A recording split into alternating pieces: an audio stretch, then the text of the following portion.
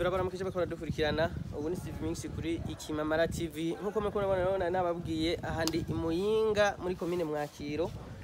neza na neza hafi yo ku commune ahandi muriko murabona ni Aprosan African Promotion of Sanitation iri ni shira hamwe rifite ibintu byinshi bikora murabona ko nababwiye ni pour la promotion la construction de la trine environnementale ni shira hamwe sanzwe ryubaka amatoilette afise uburyo akingira bidukikije ni yandi bubaka hasi bagashira isima hama igihe kigeze bakaza kuvuga umwanda muto n'umwanda mukuru bakayikuraho bakaja kuyihinguramo ibindi bintu kuvuga umwavu canke bakaza kuyikoresha ibindi rero impamvu mvuze narinje kuri kino nuko hari ikintu cyanye intereseje no munsi iyo tuvuze Aprosan iyi ni imwe mu ma societe ashigikira cyane ugwaruka iyi ni association Ruvubu Soccer Academy ni ishira hamwe ni academy y'ugwaruka ugwaruka bakina umupira w'amaguru abaro naho imwakiro mu ntara ya Muyinga nkuko murabona ngaha hano ni kuri biro byabo rero hano ndani nari najishitse kuraba bimwe mu bintu Warren Cheby umwongereza umurundi aba mu Bwongereza asanzwe ari mu préparateur physique mwe benshi bazi yafasha imigwi itandukanye afasha abakinnyi afasha abana afasha abantu batandukanye yaba biruka yaba bakora sport y'ubwoko bwose ibintu rero yabarukiye nivyo namye kubona ngaha abana baravyitwemo neza baragira n'igihe ngo baratwaye igikombe ariko nifuza ko nza gufata kanya hagira abo bamwe tuganira muri bo mugabo nashaka amazina bereka indani nkuko muriko murabibona banyeretse igikombe baronse igikombe barafise imipira murabona ngaho ibyo bakoresha bafise ibikoresho byinshi bitandukanye bimwe mu bikoresho bakoresha mu entraînement hama kandi izi ni impuzu ni jezi ibiro byose hano ni birato bakoresha gukina bikaba ari ibikoresho bakoresha muri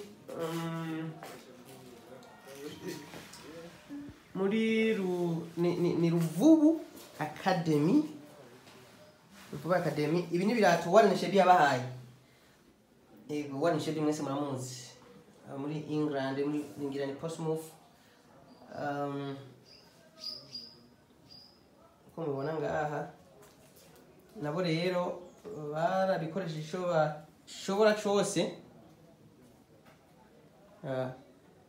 hama kugeza igihe bazana igikombe kuko murabibona ngaha kugeza rino saha hano umwanya nifuje kugira abo tuganira bamwe muri bo bamukatene yaje muzana bamwe muri bo niko mubibona ngaha umunsi ngo rafise match bakaba bari muri local mugabo kandi bambwiye ko bamaze gukura ubu bafise bumva neza ko bafise ingufu bashobora gupambana bagakina nko muri locale 4e division cisha cya gatatu ica kabiri bambwiye ati ubunya mu karere barimo nta numwe nta muntu akibubahuka ukuvuga baravuga rikijana rero impano mwe nizinye no baziba ziri kure y'igihugu sanga ari Mwakiro imuyinga ni nahantu vraiment atari hafi si hafi na buke bambwiye ko bafise umu manager ni Kaderi Richard asanzwe ari warongoye ibi bya Aprosan Ruvubu Coffee hamwe na bite sawa kweye sanze neza yego turashima itori igikombe uze hanze banze wereka abantu mbere umunsi bavuze ko mufite match yego turayifise nubwo mutarambara ariko ukeje sose ubutumwa maza kuburonka twashaka tukubaze mwe mwatanguye byo kinajyana twatanguye muri 2017 muri ajya amafoto y'abana mbonye urimo ndimo cyane 2017 ni kuvuga hazi imyaka 2017 2018 2019 nta tangura wijondora kwanza je nkandize Shadrack kukenye ngahi Mwakiro ni muri Muyinga ibijanye n'ishuri bimeze gute je niga mu gatatu no kuvuga je mu poste fondamentale uri mu finaliste uraheze hama je nsanze hano hari igikombe numvise ko musanze mukina igikombe mwakironse ryari twakirose muri 2020 2020 hama yari finale y'ibiki ama academy canke ni division ibiki yari finale ya 4e division. Finale ya 4e division y'umwakiro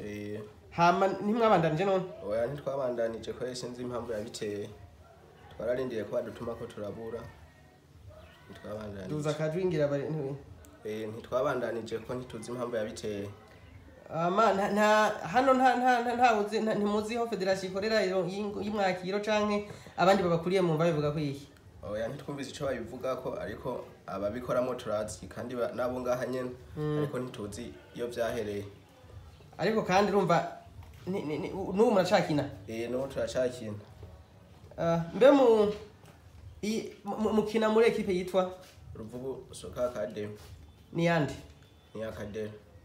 ni kuvuga niwe abegeranya niwe aduha ibikoresho byose babikenewe kugeza ubu rero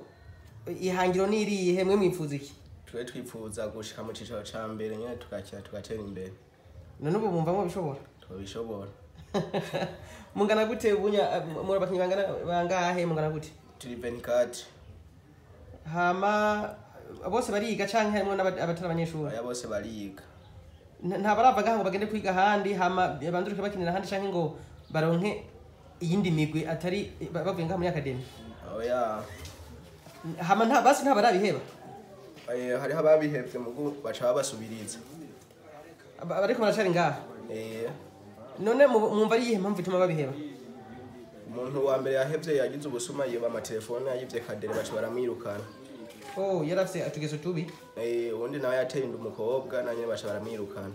urumva rero mu byo mukora baranabahanura basi kwitwara neza baratwigisha indero cane mu bijanye rero no kuba mumaze igihe mukina mugabo mukaba mutaraduga muri hari abo biraca intege bagaheba oya ivyo nta ntege kwera ibiduca ariko nyene hamwe bigomba kuduca intege ariko ntaco bitubwira turabandanya kubwo nk'ubu nimba ubona abo mukinana harimo bamaze gutera imbere usaba iki yindi migwi abaperezida b'ibindi migwi iteye imbere canke no kuvuga yindi migwi iri hejuru yanyu cyo basaba nuko boza baraza kutugendera bakarabamwe hatara zishoboye bakazitwara mu iyo migwi nabo bakaza kuzigerageresha bakabagura bakabaha amasoko hama twizere ko uyu mwaka hogira ico kunda nko mwoje nko muri lokali Tukunda cyane. Mbona hari imigwi mutsinda. Ntitwahagarara ko tweguma tubandanya muri deuxième division. Muri umva ingufu ko mwobandanya? Yego kwere. Mbega abandi bari hehe? Bari mu kigo. Abarimo? Hari bari monga? Uyu n'uyu abo babira ba. Hamagara abandi baze bagire muri mu kiganiro twese tugene tubonanye bishobotse. Canke zana gakombe tubasangiye bariko barafungura nibaza ko bari muri lokale. Uko murabibona rero aha ni ku cicaro gikuru ca Prosan imuyinga Mwakiro. Hama aha nibaza ko ni no muhira niho barereye runo rwaruka mbona bakina bafise bari muri no academy nk'ubu benshi nsanze baje gufungura. Ndashobora kwinjira?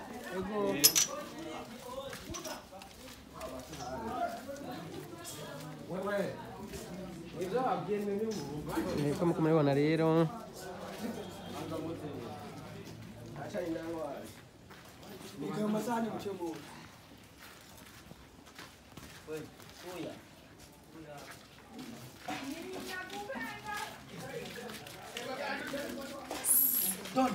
bahejeje gufungura igera ngaho rero mutonde n'agakombe kanyine nk'abantu bariko baraserebura mwe murakaze ntabwo none guserebura nagira n'ibikombe nyine kwa sawa twemeranije ko mwakuza muza muri mucico ca kangahe muri lokale hama twizere ko muranyije ko muzotsinda